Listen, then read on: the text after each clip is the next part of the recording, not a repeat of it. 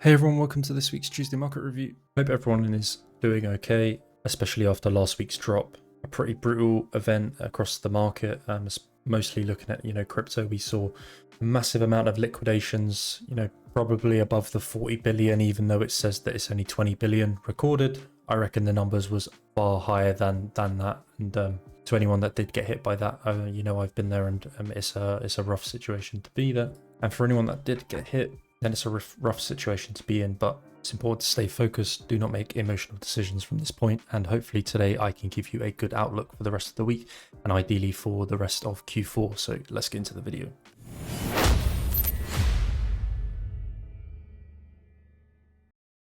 Quickly before I start, just want to make sure you understand that this video is for informational purposes only and reflects my personal views. It is not financial advice, and always consult a qualified financial advisor before making investment decisions. So yeah, like I just said, pretty brutal move from crypto majors. BTC taking a move down from all-time high all the way down to 106k, a 15% pullback. ETH putting in quite a brutal move as well. From the highs to the low, it was around about a 26% pullback, and then from that Friday liquidation, it was 20%. So a pretty brutal move with a lot of altcoins trading much lower than that. Some altcoins even wicking as low as 0. I saw on Atom actually went down to 0. And yeah, we can see it's a sea of red once again this week. Pretty brutal sell-off. If you've been a viewer of the YouTube for a while, I've been waiting for a drop like this to buy into spot. Maybe not at least spot altcoins, and maybe not as catastrophic as the one we saw. I did not expect alts to nuke that much. I didn't actually get filled on anything on Friday. Original plan, if you watch my Tuesday market review, was to be a buyer into 118, 116, which gave us no reaction. You can join the link to the Discord in the description. I'm posting all my daily thoughts and all my trades. Everything streams the lot in the Discord. I'm posting all my thoughts there for a more interactive sort of experience with how I trade. You can join up the Discord. I only post a little bit of what I'm thinking and doing on Twitter and here on YouTube. So we had a pretty brutal move, and I was lucky to be mostly sidelined in terms of spot positions on alts. I had one XPL stop that got taken out before the move itself. But yeah, alts liquidating a lot of people. We saw, like I said at the start of the video, around 40 bill plus, even up to about 70 bill worth of liquidations across the board.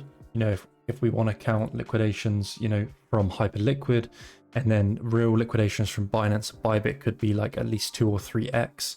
And then we have to think about the liquidations that came from loans, from central exchanges and off-chain lending as well. There's a lot of the market got wiped, and it was a brutal one. So with that in mind, these sort of liquidation events should lead to a bottom, right? And if they don't, then it's probably a good sign of a very big trend shifting.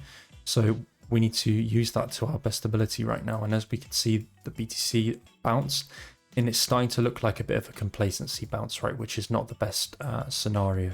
So what we have is the dollar, which is trading into the $99 to $100 region. Ideally, we can see the dollar reject from here for a move back down to, the low 90s at least. And we have a CPI next week. So it'll be interesting to see how CPI goes. Since the dollar bounced into FOMC, what it's basically done is that we had that move initially down where the market was pricing in a rate cut.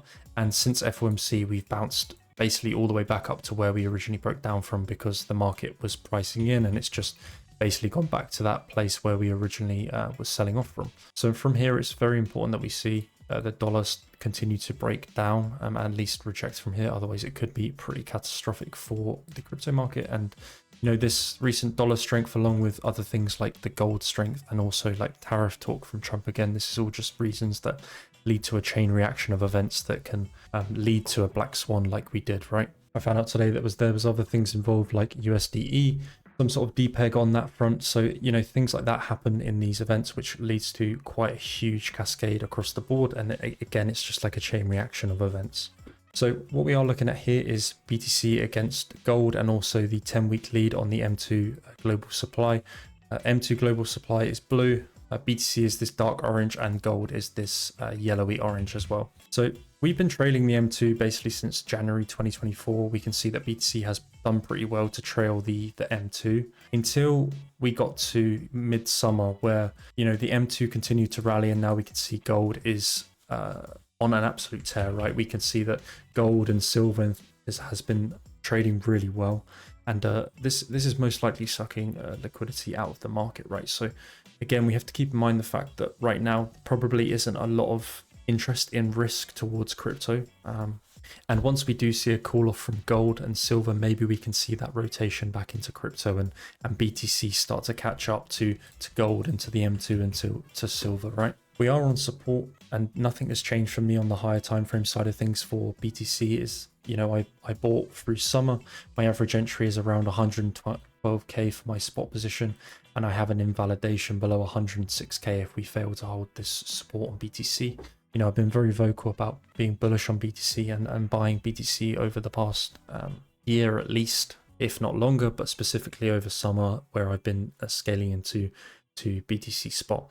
You know, that doesn't mean that I'm exposing myself to altcoins. I've been, if you know or have listened to me over the past few months, you know how my approach has been towards altcoins. You know, every day we're just looking at altcoins for the trading side of things rather than looking at how we can swing these altcoins, right? I'm not a massive fan of swinging altcoins. I think there's enough volatility every day for the market to give you those options for trading up and for trading down. I don't think you really need to be looking at trying to buy spot all the time and swinging. And last week's move was a pretty good example of why I'm not interested in risking in altcoins. I just don't think the risk for the portfolio is worth it right now, and hasn't been for the past few months. And just to extract the daily volatility in terms of buying them and day trading them is far better. And I have more peace of mind just buying and selling within the day rather than looking on to potentially what the trend is going to be, right? But as long as BTC holds this 110k support, 106k support, I think it looks good to continue to chop here.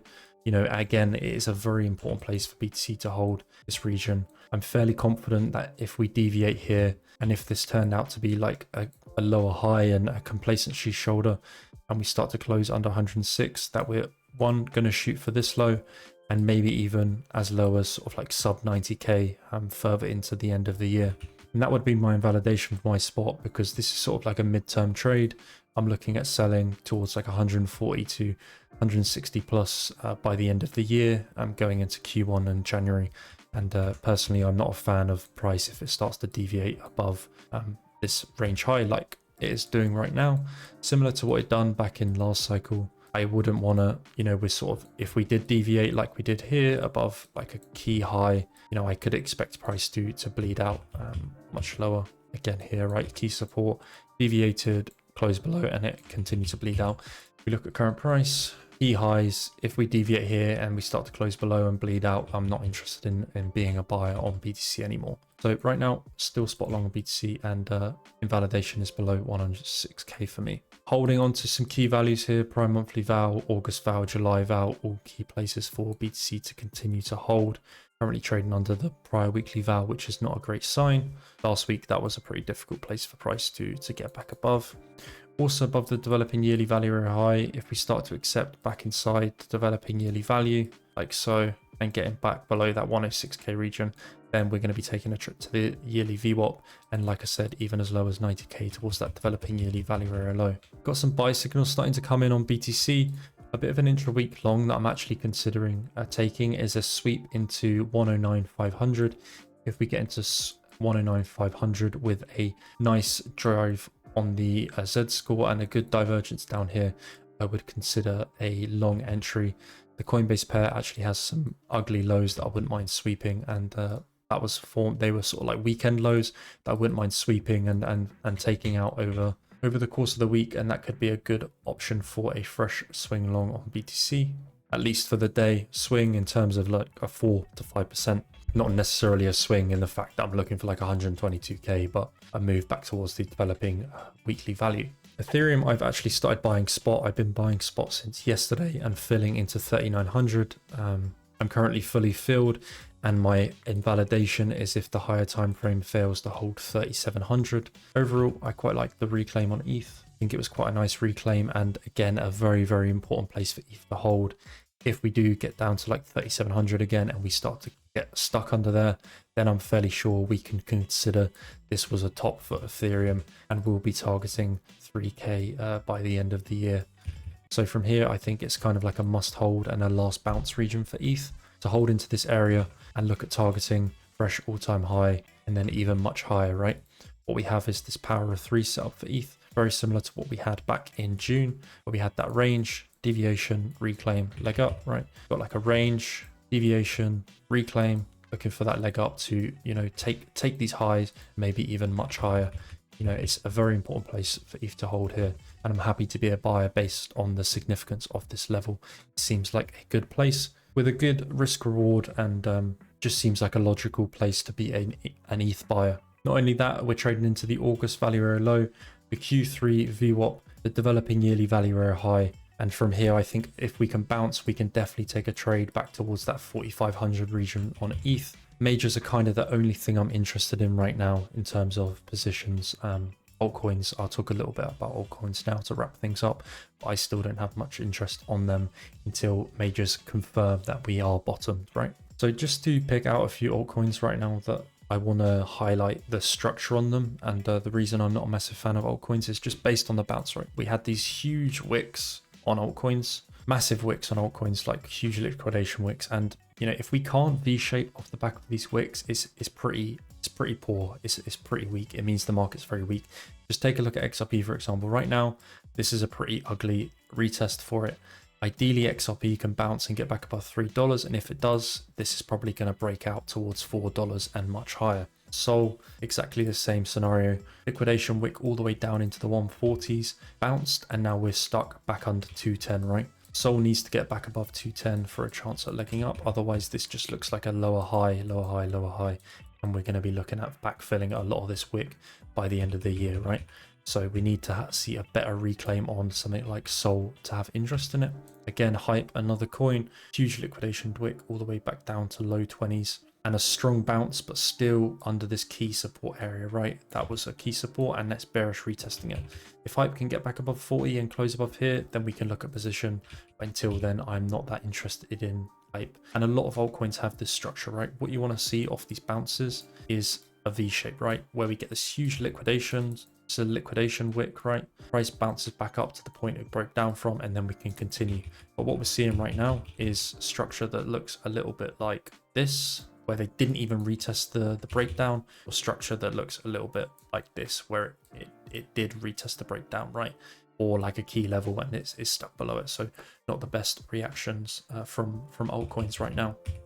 So focusing on majors, currently spot long ETH, looking for a move on ETH by the end of the year. Again, remain spot long on BTC. Ideally, at some point, gold cools off and market can look towards, you know, risk assets again, things like Bitcoin, etc.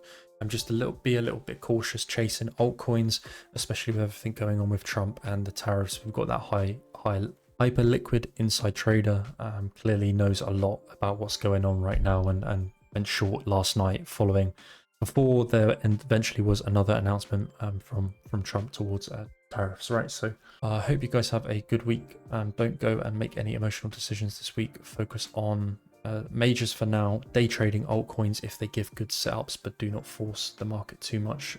These sort of moves take time to fizzle out and figure themselves out again.